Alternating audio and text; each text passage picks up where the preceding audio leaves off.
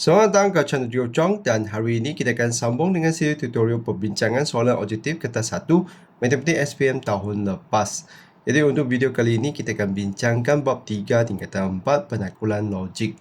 Jadi untuk pengetahuan semua, buku soalan sebenar untuk SPM tahun 2025 sudah keluar di pasaran. Jadi adik-adik semua boleh dapatkan di kedai buku terdekat atau boleh rujuk link yang saya kepal bersama video ini. Jadi buku soalan tahun lepas ni memang adalah rujukan utama untuk persediaan SPM lah. Jadi anda wajib untuk miliki satu untuk persediaan anda. Mari kita lihat dahulu soalan yang pernah keluar daripada tahun lepas. Jadi soalan pertama yang kita akan bincangnya datang daripada SPM 2024, soalan 29. Kaji pernyataan berikut. Jika 3 ialah punca bagi X kuasa 2 tolak 9 sama dengan sifar, maka 3 bukan punca bagi kurungan X tambah 3 kurungan X tolak 3 sama dengan sifar. Jadi di sini kita lihat antara berikut yang manakah betul. Jadi di sini kita diberi implikasi, akas, rongsangan dan juga kontra positif. Dan kita kena tentukan manakah satu yang disusunkan dengan betul. Jadi di sini sebelum kita buat soalan ni kita mesti kena ada asas untuk memahami macam mana susunan bagi 4 bentuk implikasi ini. Jadi cara untuk ingatkannya di sini anda boleh rujuk dengan perkataan short form ISAK iaitu ISAK. Jadi macam mana anda fahamkan atau ingatkan di sini? Jadi saya akan ajar implikasi itu susunannya adalah jika P maka Q. Kenapa disusunkan dalam bentuk ISAK? Sebab IS ni adalah satu kumpulan dan AK ni adalah satu kumpulan. Jadi untuk kita punya rongsangan, apa yang akan berlaku adalah kita akan nafikan kita punya implikasi. Jadi di sini S adalah rongsangan. Jadi kita akan nafikannya iaitu jika penafian P maka penafian bagi Q. Jadi ini satu kumpulan. Selepas tu untuk kita punya A dan K pula, kita perlu ingatkannya A ini kita akan terbalikkan kita punya implikasi menjadi jika Q maka P. Jadi akas tu akan terbalikkan kita punya implikasi dan kita punya K pula iaitu kita punya kontra positif akan nafi. Jadi maksudnya kita akan salin semula kita punya Q iaitu nafikan Q. Lepas tu nafikan P. Jadi untuk bab ini memang ada banyak benda yang kita perlu ingatkan lah. Jadi kita cuba carikan macam mana kita dapat ingat dengan mudah. Jadi bahagian implikasi, rongsangan, akas dan kontra positif, anda gunakan perkataan ISAK ni untuk ingat.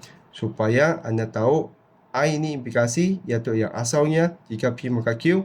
Rongsangan ni S akan nafikan implikasi, jadi mereka satu kumpulan. Akas ni akan terbalikkan kita punya implikasi iaitu Q ke depan, P ke belakang. Dan kontra positif ni akan nafikan kita punya akas. Jadi sekarang barulah kita lihat kepada kita punya soalan.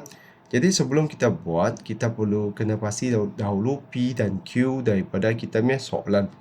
Jadi yang depan ni adalah kita punya P. Lepas tu yang belakang, okey, saya gunakan warna satu lagi ya supaya kita dapat bezakan.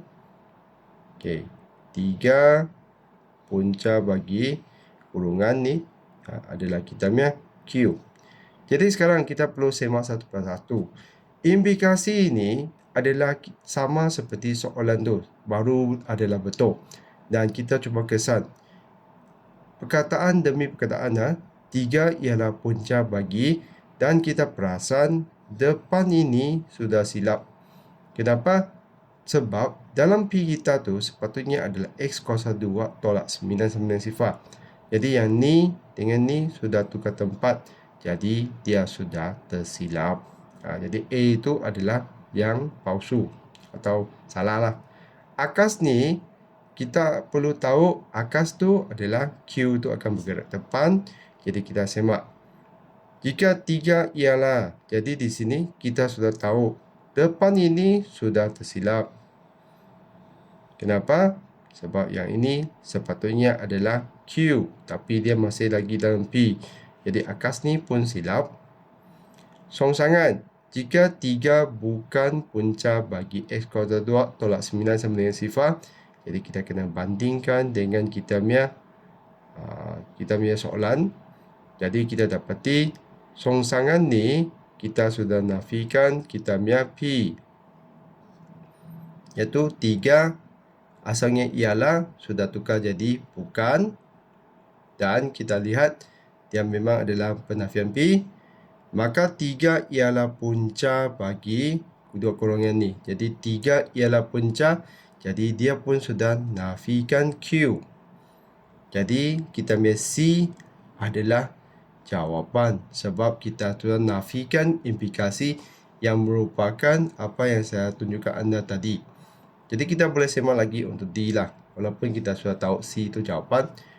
Jika 3 bukan punca bagi dua golongan ni, jadi di sini apa yang dia tulis tu ini adalah Q. Lepas tu 3 ialah punca bagi jadi kita lihat soalan tu ini adalah P.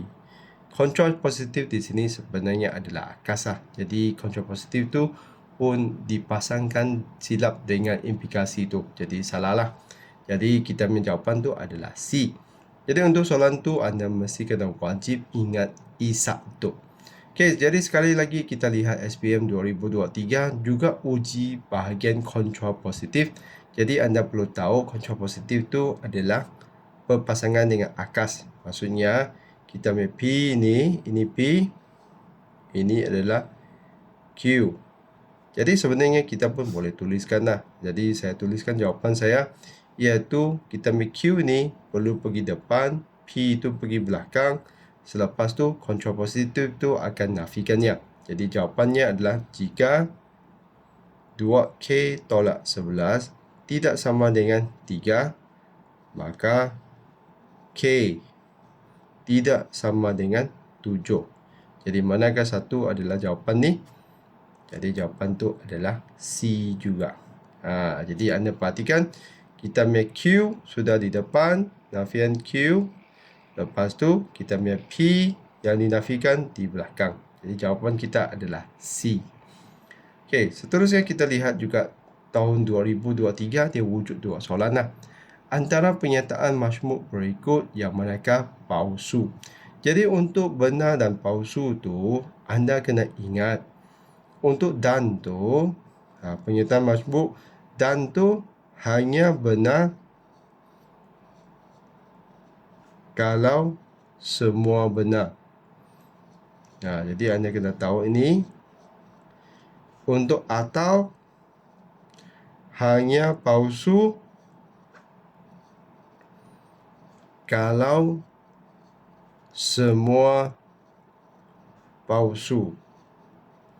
Okey, jadi kalau anda masih ingat jadual tu, untuk dan tu anda akan lihatnya hasilnya semua palsu. Kalaulah salah satunya palsu atau dua-duanya palsu, dan dia hanya akan benar kalau semua benar. Okey, untuk atau pula dia adalah terbalik, iaitu dia hanya akan palsu kalau semua palsu. Kalau salah satunya benar atau dua-duanya benar, dia akan jadi benar. Jadi sekarang kita akan nampak dia mau palsu. Jadi kita hanya perlu perhatikan kata majmuk tu atau dengan dan. Jadi kita kena semak satu persatu lah untuk lihat mana satu yang akan hasilkan yang palsu. Jadi 3 tambah 2 sama dengan 6, ini memang adalah palsu. 3 tambah 2 sama dengan 6, ini adalah benar. Jadi disebabkan ini atau salah satunya benar, dia sudah benar. Okey, untuk B pula 3 kuasa 2 sama dengan 9, ini benar. 3 kuasa 3 sama dengan 9 adalah palsu, sebab dia sepatutnya 27. Tapi disebabkan ini adalah atau salah satu benarnya sudah benar. Okey, jadi sekarang kita balik kepada dan. 4 tolak 1 sama dengan 3, ini benar. 4 bahagi 1 sama dengan 3, ini adalah palsu. Dan disebabkan ini dan salah satunya palsu, dia sudah palsu. Jadi sebenarnya jawapan kita adalah C lah. Dan sekarang kita lihat yang terakhir tu untuk semakan saja. Negatif 7 kurang daripada negatif 3, ini benar. 7 lebih besar daripada 3, ini pun benar. Jadi ini adalah benar. Jadi setakat ni tak tahu kebetulan ke tidak, semua soalan yang daripada bab ini setakat ni adalah jawapan C ya. Okey, jadi kita lihat pula tahun 2022. Antara berikut yang manakah merupakan penyertaan yang benar. Jadi di sini untuk bab ni kan sebenarnya anda perlu ada asas konsep matematik yang kukuh lah supaya anda dapat bezakan manakah yang benar dengan yang palsu. X, jadi di sini kita perlu kembangkan A tolak B kuasa 2 sama dengan ni. Jadi sebenarnya ini adalah palsu. Kenapa? Kalau you kembangkan sepatutnya you akan dapat A kuasa 2 tolak 2AB tambah B kuasa 2. Jadi ini palsu. M tolak 7 sama dengan 4. Ini sebenarnya tiada nilai kebenaran. Kenapa? Sebab kita tak tahu nilai M. Jadi kita tak boleh beritahu dia benar palsu. Maka dia sebenarnya bukan penyertaan pun. Negatif 2 kuasa 2 sama dengan negatif 4. Jadi apabila negatif tu di kuasa 2, ini sebenarnya jadi positif 4, jadi palsu. Dan di sini, ini adalah bersilangan. 369 bersilang dengan 16, di mana dia adalah persilangan tu, maksudnya 9 tu yang berulang, maka kita ni adalah benar. Jadi di sini sebenarnya anda perlu tahu macam mana bezakan benar dengan palsu lah, dengan ada konsep asas matematik yang kukuh. Okey, jadi kita lihat lagi SPM 2022. Raja 12 menunjukkan suatu hujah yang tidak lengkap. Antara premis satu berikut yang mereka menjadikan hujah tersebut hujah deduktif yang sah.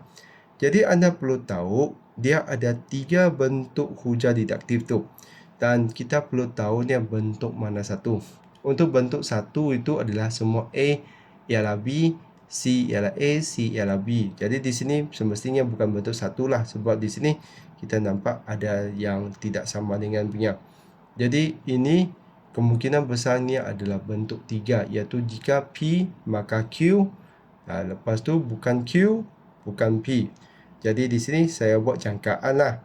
Ini kemungkinan besarnya adalah bukan Q adalah benar, ini adalah bukan P. Kenapa? Sebab saya nampak ada tanda ini. Jadi premis satu kita tu sebenarnya adalah jika P maka Q. Jadi saya sebenarnya boleh tuliskan jawapan saya dululah, iaitu saya punya jawapan tu jika X sama dengan 3 maka X tambah 2 sama dengan 5. Jadi kita hanya semak manakah jawapan yang mempunyai susunan seperti ini. Jadi jika X sama dengan 3 maka X tambah 2 sama dengan 5 adalah B. Jadi di sini anda mesti kena wajib ingatkan bentuk tu lah. Jadi nak jawab soal bab ini dengan betul, anda perlu ulang kaji konsep asasnya. Okey, seterusnya mari kita bincang soalan yang terakhir, iaitu daripada SPM 2021. Jadi untuk soalan tahun ni adalah soalan 17. Raja 8 menunjukkan satu bentuk hujah deduktif. Jadi di sini kita ada premis 1. Jika M bahagi 8 sama dengan negatif 2, maka M sama dengan negatif 16. Premis 2 adalah M sama dengan 16. Jadi kita perhatikan soalan ni agak luar biasa. Jadi di sini kita perhatikan dan anda perlu perasan ada sedikit yang tak sama di situ. Jadi apa yang tak sama? Kita main negatif tu sudah hilang. Jadi di sini kita boleh anggap ini sebagai satu penafian lah, di mana kita akan menafikan kita punya Q menjadi bukan Q. Jadi keadaan ni agak luar biasa lah. Jadi sebelum ni kalau kita lihat yang bukan Q tu penafian tu biasanya gunakan tidak sama dengan. Jadi untuk keadaan ni kita perhatikan yang negatif pula dia jadi hilangkan negatif. Jadi ini juga dikira sebagai salah satu jenis penafian lah. Jadi kita perhatikan, kita ambil kesimpulan akan buat apa? Kita akan jadikan bukan P. Jadi bukan P itu, kita akan tulis semula ini dan kita akan tukarkan sama dengan tu kepada tidak sama dengan.